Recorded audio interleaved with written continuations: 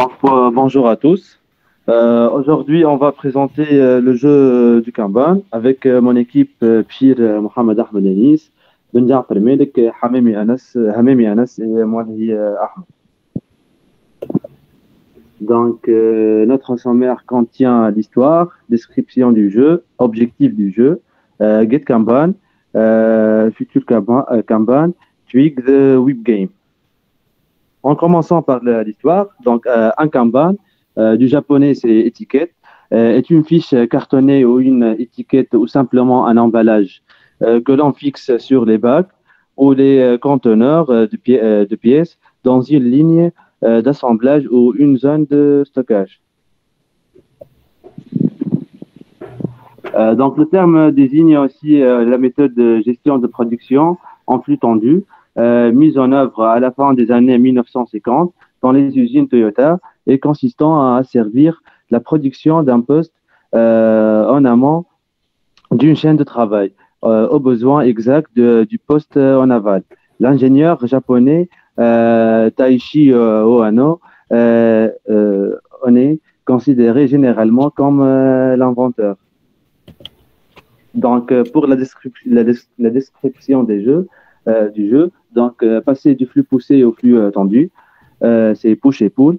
Le juste à temps est une démarche qui vise à synchroniser le rythme de production avec la demande client. Cette démarche suppose l'acquisition d'une grande flexibilité et la mise en œuvre de processus de pilotage simple, rapide. Le jeu du Kanban permet de simuler le passage d'une organisation en flux poussé vers une organisation en flux tiré et aide à découvrir les messages clés du juste à temps. Les participants se prennent au jeu et imaginent très vite comment appliquer ces enseignements à leur propre entreprise.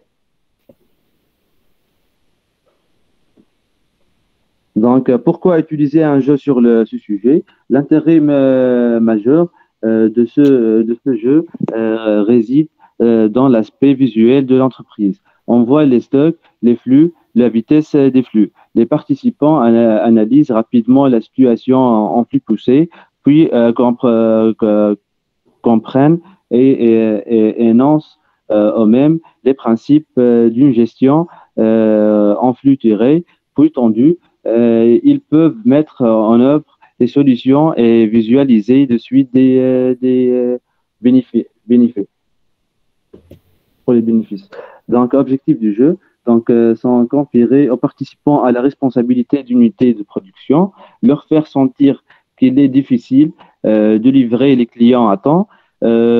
Troisièmement, leur faire analyser les raisons et ses difficultés, ces manques de flexibilité de la production, impact des incidents, les conduire à changer de mode de programmation du flux poussé au flux tiré, mettre en œuvre une stratégie de progrès, SMED, qualité, TPM et ainsi de suite.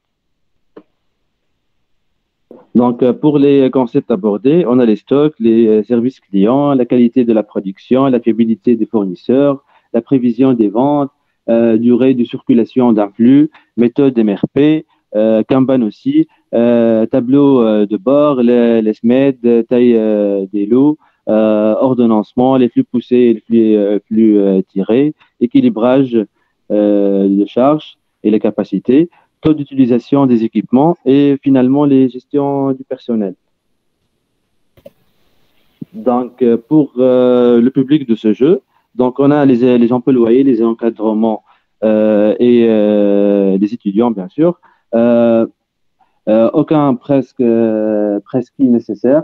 Cet jeu et les possibilités de 5 à 30 personnes. Et on peut ajouter un kit similaire. Et pour la durée, on a de 4 à 8 heures et fractionnable en plus séance. Et je laisse la parole à mon collègue Pchil. Alors, rebonjour tout le monde. Le Get Kanban est un serious game créé par Russell Haley, simulant le fonctionnement d'un processus Kanban sur une chaîne de production IT. C'est une introduction par la pratique dont l'objectif consiste pour une équipe de 4 à 8 personnes à maximiser le chiffre d'affaires du développement d'une application. Future Ben est un jeu de simulation de Kanban simple, amusant et hautement personnalisable. Depuis sa création en 2014, il a été utilisé par des formateurs et des coachs lors d'événements liés au Lean, l'Agile et au Kanban dans le monde entier. Concept du jeu. Le jeu commence simple avec la gestion visuelle, itération 1. Après cela, nous ajoutons des éléments tels que les limites WIP, itération 2 et les métriques, itération 3. Cette approche incrémentale est essentiellement connue et vous êtes libre d'introduire vos propres éléments de la même manière. Maintenant, on passe pour le tableau de FutureBean. Pour le tableau papier ou carton de format A3 ou plus grand, un tableau à feuille mobile ou un tableau blanc par équipe. Un papier plus petit, par exemple A4, fera l'affaire à la rigueur.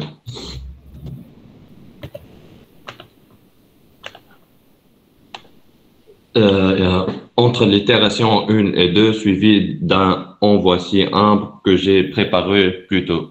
Sur l'itération 3, plus de questions-réponses générales. Entre 75 à 90 minutes est confortable selon la quantité de discussion que vous encouragez. Entre itération 1 et 3, avec quelques minutes de débriefing efficace pour chacune, 90 minutes environ. Itération 1 à 4, tout le matériel fourni jusqu'à 120 minutes d'un atelier plus long.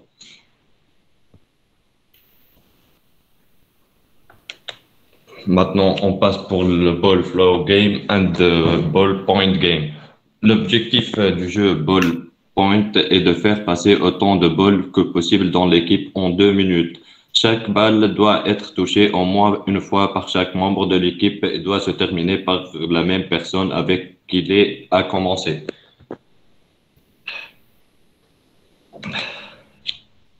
Tweak the Whip Game. The Whip Game est une simulation légère d'un système de tirage limité Whip, comme par exemple Kanban. Contrairement aux simulations plus élaborées, c'est un moyen simple de donner aux joueurs une idée du travail dans un système Whip limité. Twig n'est pas connu comme un outil d'apprentissage. Vous devez déjà connaître les bases des systèmes de tirage limité Whip pour pouvoir y jouer. Le temps de jeu requis n'est au compte d'environ 90 minutes. Twig s'inspire de la simplicité de FutureBean et du charmant Get Kanban axé sur les événements et n'est pas une simulation d'apprentissage. Une connaissance de base des systèmes limités WIP est requise. Il est préférable d'utiliser Twig à la fin d'une session de formation afin de simuler les connaissances acquises dans la pratique. Maintenant, je cède la parole à mon collègue Anas pour vous présenter le Twig de WIP Game. Donc, on va passer à une petite démonstration sur le Twig the Whip Game. Donc, on va ouvrir le site tout d'abord. Donc, on se trouve sur cette page. Donc, on va découvrir ensemble comment ça marche, comment ce jeu, le concept du jeu et les règles du jeu. Donc, tout d'abord, lorsqu'on voit des étiquettes, on voit des étiquettes partout. Ces étiquettes, si on les ouvre, on trouve des carreaux. Ici, il y a des carreaux rouges. Au-dessus, il y a des autres carreaux. On va découvrir qu'est-ce qu'ils sont ces carreaux. Donc, on voit aussi une partie qui est nommée concept, c'est la partie conception. Ici, c'est programmation. Ici, c'est le test. Donc, il s'agit de quoi? Donc, on imagine que je suis un chef de projet. Il y a une phase de conception, une phase de programmation, une phase de test. On ne peut pas skipper une phase. Donc, chaque étiquette doit passer de la partie conception, puis la partie programmation, puis la partie test. On commence le travail au jour 43. Et mon équipe consiste de 2 concepteurs, 3 programmeurs, 2 personnes chargées du test. Donc, comment ça marche? On a ces étiquettes. on désigne une personne ou généralement, ces jeux, en réalité, ces figures sont représentées par des dés. Mais vu qu'on est dans un système virtuel, le lancement des dés est fait automatiquement. Donc, lorsqu'on met un chargé, on va le mettre chargé concepteur ici, donc il va jeter des dés et il va définir les tâches qui sont dans l'étiquette. On va voir lorsqu'on va simuler. Donc, qu'est-ce qu'on constate aussi? On constate la partie active et la partie terminée. Chaque étiquette, lorsqu'elle est active, c'est-à-dire que les carreaux qui sont ici en rouge, ils ne sont pas terminés. Donc, il faut que le concepteur finisse les tâches, puis elle passe au terminé, puis elle passe aux partie programmation dans la partie active. Lorsque la partie programmation et la partie conception sont terminées, ça passe aux parties terminées du programmation. Puis, lorsque la partie programmation et la partie conception sont finies, on passe au test. Puis, lorsque le test est terminé, on les met dans la partie done, qui est la partie de déployer. Ici, on a les étiquettes, les options des étiquettes.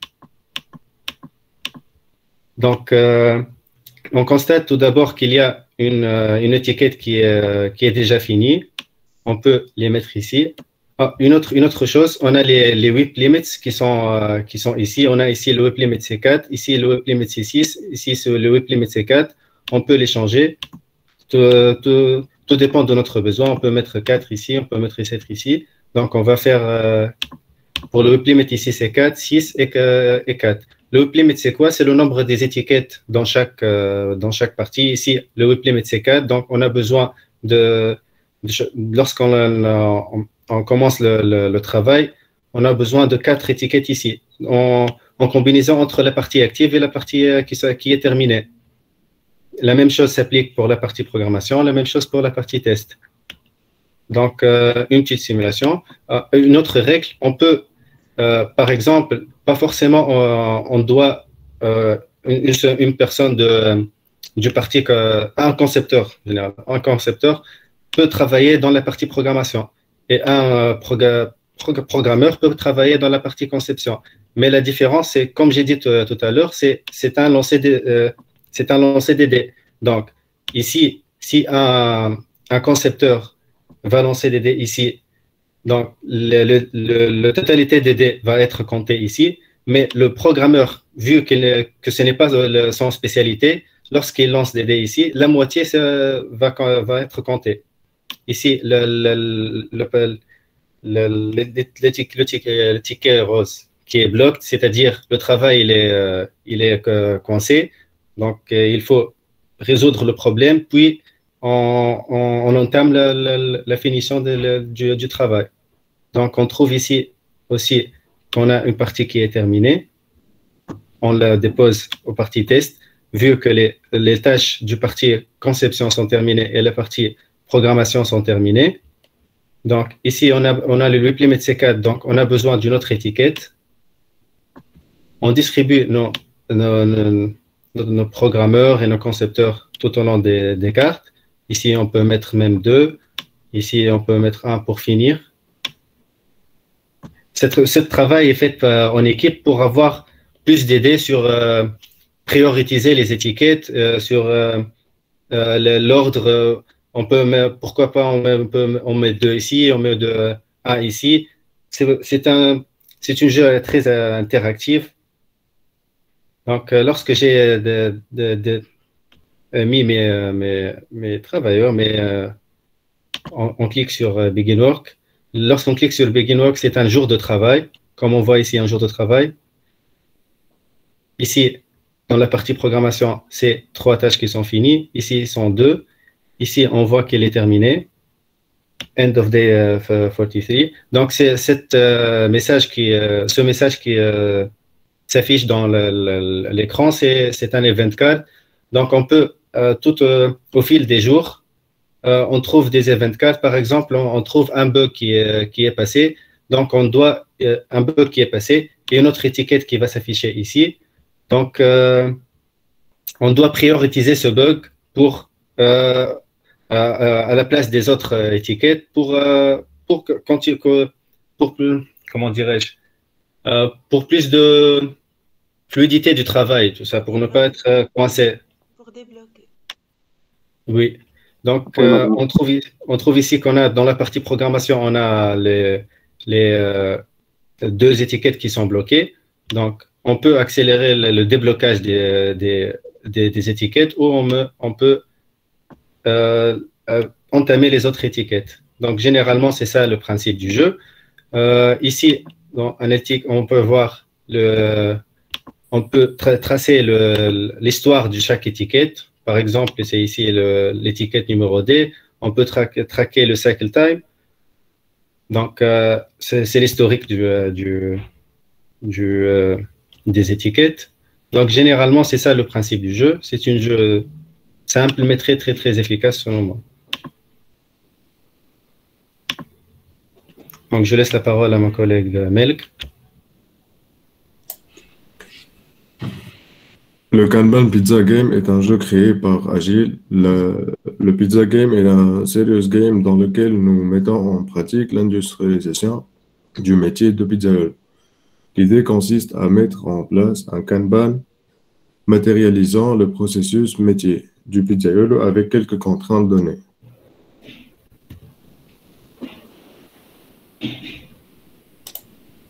En termes de matériel, par groupe de 4 à 6 personnes, des postes de 3 couleurs différentes, jaune, rose et verte, des feuilles A4, des marqueurs rouges, de la colle, du scotch, une ou deux paires de ciseaux, un chronomètre, un set de commandes, un emplacement de four, les slides du Kanban Game. Les 4 principes Kanban: commencer là où on est, respecter le processus, les rôles et les responsabilités, s'engager à changer de manière incrémentale et évolutive, encourager les actes de leadership à tous les niveaux. Déroulement de l'atelier. La première round, émergence d'un processus implicite, explication du système, 2 points.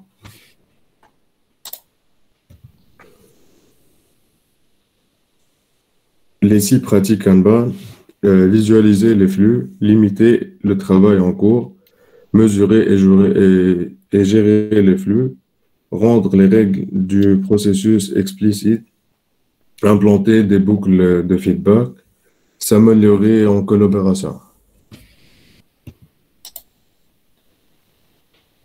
La deuxième round, un système Kanban consiste les stations de travail en introduisant des lieux de stockage des ingénieurs à l'aide du scotch et définir vos limites pour chaque étape de vos flux.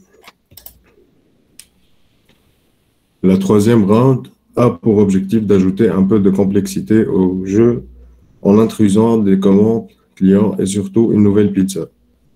La quatrième round est l'amélioration continue. Cette itération est la dernière des itérations de production. Elle permet à l'équipe de vivre l'amélioration continue suite à l'introduction d'une contrainte dans leur système.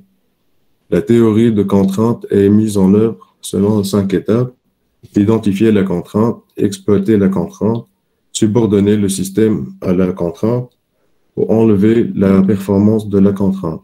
Recommencer à la première étape si la contrainte change. La 5e round, cette dernière itération, est consistée à visualiser du processus de production utilisé par la différentes équipes sous forme de tableau Kanban. Je passe la parole à mon collègue Abdelfré.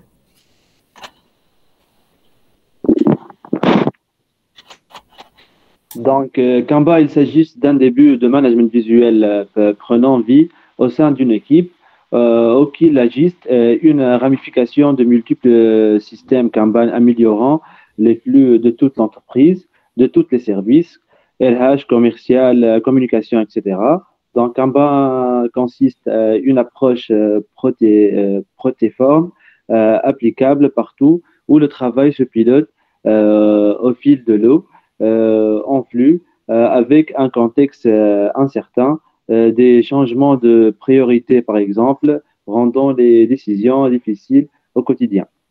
Et merci à tous. Merci beaucoup. Merci. Mon exposé, comme ça, surtout la partie de Anas.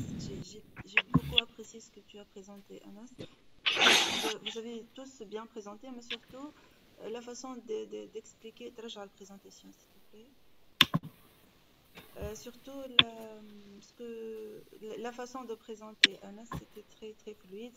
Se voit que tu as bien compris le jeu, c'est très bien. Donc, vos camarades n'ont pas uniquement présenté, et c'est tant mieux d'ailleurs, n'ont pas uniquement présenté le jeu Get Kanban, mais aussi ils ont présenté d'autres variantes de ce jeu, c'est très enrichissant. Ce que je vous demande, Laolette, s'il vous plaît, vous partagez bien sûr la présentation dans la partie jeu Get Kanban et étude de cas. La référence bibliographique, c'est l'unique référence bibliographique que vous avez utilisé, ce lien? Je pense pas. Oui,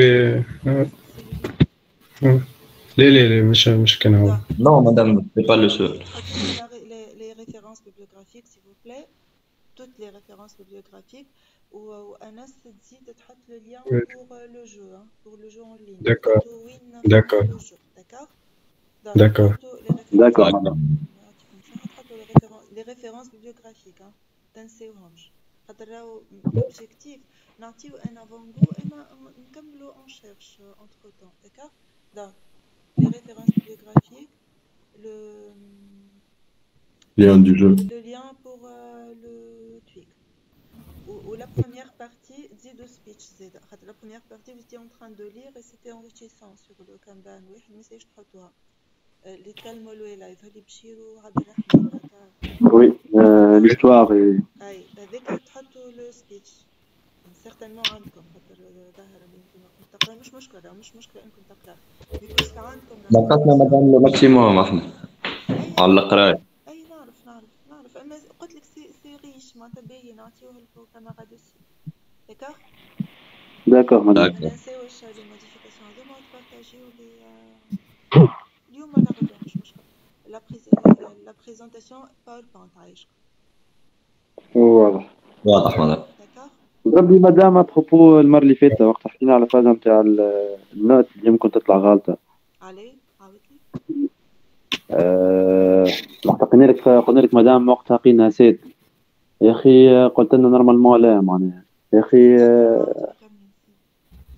لا مازلنا ما نحكيوش النوت على حاجه انريجستري شو جوست معناتها ريكومونداسيون خاطر بعثنا لك جوست قلت لك معناها مش دعوه ان شاء الله. Donc je vais